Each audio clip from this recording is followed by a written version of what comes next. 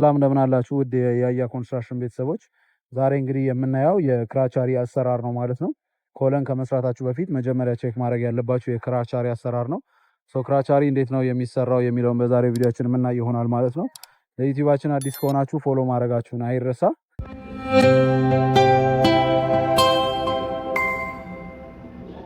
እንግዲህ ክራቻሪ ኮለን ከመቆሙ በፊት እንግዲህ በዚህ መልኩ ይሄኛው አሁን ኮለናችንን ስታዩት ወደዚህ 40 ሳንቲም ነው፣ ወደዚህ ደግሞ 30 ሳንቲም ነው ማለት ነው። 40 ሳንቲም እና 30 ሳንቲም ከተደረገ በኋላ እንጨቱ በሲባጎ ይቀመጥና ያው ክራቻሪ ዋናው ጠቀሜታው የሊኛ ነው። አንዱ ኮለን ዳር ላይ ያለው ኮለን ከዚህኛው ጋር መሳሳት የለበትም። ይሄኛውም እንደዚሁ ከዚህኛው ጋር ሊኛ መሳት የለበትም ማለት ነው። በክራቻሪ ስትነሱ ምንጊዜም ሊኛውን አይስትም ማለት ነው።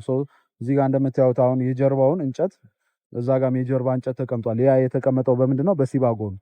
በሲባጎ ይጣልና ከታች ጀምሮ የተነሳበትን በሲባጎ ይጣልና ከዛ በኋላ ደግሞ ከዚህኛዋ ሲባጎ ሚስማር ከመታባት ወደዚህ ደግሞ ይችኛዋ ሚስማር እዚህ ጋር የምትታያችሁ ሚስማር ካለች እዚህኛዋ ሚስማር ድረስ ወደዚህ እንዳልኳችሁ 40 ሳንቲም ስለሆነ ኮለኑ የውስጥ ሙሌቱ 44 ሳንቲም ይተዋል ማለት ነው። ያ ማለት 2 ሳንቲሙን የምትተውት ለምንድነው?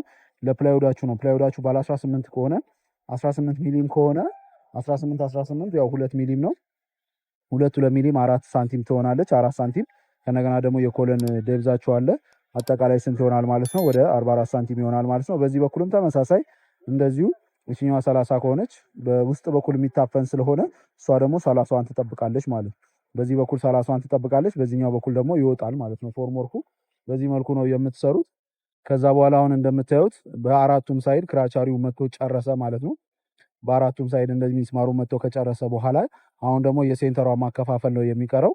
ሴንተሯን ካከፋፈለ በኋላ ደግሞ በዚህኛዋ ሳይድ ያለችዋን ካከፋፈለ በኋላ ወደ ፕላይውድ ማቆም እንሄዳለን ማለት ነው። ፕላይውድ እየተቆመ ከረባት እየተሰራ የሚሰራ ይሆናል። ምን ጊዜም ክራቻሪ ሳይሰራ ብረት መቆም የለበትም። ያ ማለት ብረቱ አላይመንቱን የሳተ መስተካከል ያለበት ከሆነ ብረቱ ከመቆሙ በፊት ይሄ ክራቻሪ ከተሰራ በኋላ ነው ብረቱ የሚቆሙ።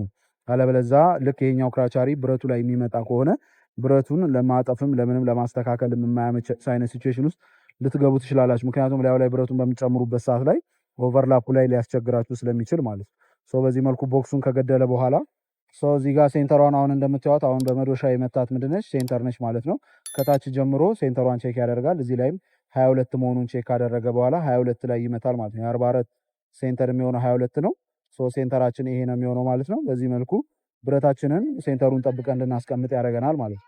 እንግዲህ አሁን እንደምታዩት እዚህ ጋር ኦልሬዲ በአንደኛው ሳይድ ደግሞ ኤሉን ለመስራት ምንድነው የዚህኛዋን ጠርዝ እዚህ ጋር ሚስማር ተመቶ እንደምታዩት ሚስማሩ ይመታና የዚህኛዋ ጠርዝ ሲባጎ ትሳባለች ማለት ነው። ላይ ድረስ ቼክ ይደረጋል ማለት ነው። የዚህም ክራቻሪውም በዚህ በአንድ ሳይድ ያለውን ክራቻሪ ቼክ መደረግ አለበት። የዛኛውን ጠርዝ ቱንቢ ተጥሎ ከላይ ወደታች በደንብ ቼክ ይደረጋል። በዚህኛውን በኩልም እንደዛው ማለት ነው። ኤጁን ቼክ እያደረጋችሁ ፕላስ ከእንደገና ደግሞ ሜትር ቤትም እያጫወታችሁ ክራቻሪያችሁን በዚህ መልኩ ታስቀምጣላችሁ ማለት ነው። ያን ያህል ከባድ አይደለም። ብረት የያዘ አልያዘ የሚለውን ነገር ቼክ እንድታረጉ አላይመንታችሁን ቼክ እንድታረጉ የሚረዳችሁ አይነት አሰራር ነው እና በዚህ መልኩ ሲባጓችሁን ወጥራችሁ እያንዳንዷን አላይመንቷን ቼክ ማድረግ ነው ማለት ነው። በዚህ መልኩ ቼክ ታረጋላችሁ። ከታች ወደ ላይ ምን ይመስላል የሚለውን በዚህ እያየ አሁን እዚህ ጋር የምታዩት አላይመንት ቼክ እያደረገ ነው። ምን ያህል ሳንቲም ነው የሚፈልገው የሚለውን የኮለኑን አቀማመጡን ቼክ እያደረገ ነው ማለት ነው። በዚህ መልኩ ሲባጎን ወጥራችሁ ክራቻሪያችሁን ከጨረሳችሁ በኋላ ብረት ይቆማል። ብረት ከቆመ በኋላ ደግሞ ወደ ፕላይውድ ትሄዳላችሁ። ፕላይውዱን ከጨረሳችሁ በኋላ እንግዲህ ወደ ኮንክሪት መሙላት ነው ማለት ነው።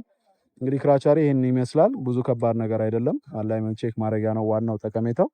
ኤኒዌይስ ኤኒ ኩዌስችን ካላችሁ በኮሜንት ሴክሽን ላይ አስቀምጡልኝ። ከኛ ጋር ማብራችሁ መስራት የምትፈልጉ እንግዲህ ይሄንን ሳይት የምታዩት ኦልሞስት ሰከንድ ፍሎር ላይ ደርሰናል።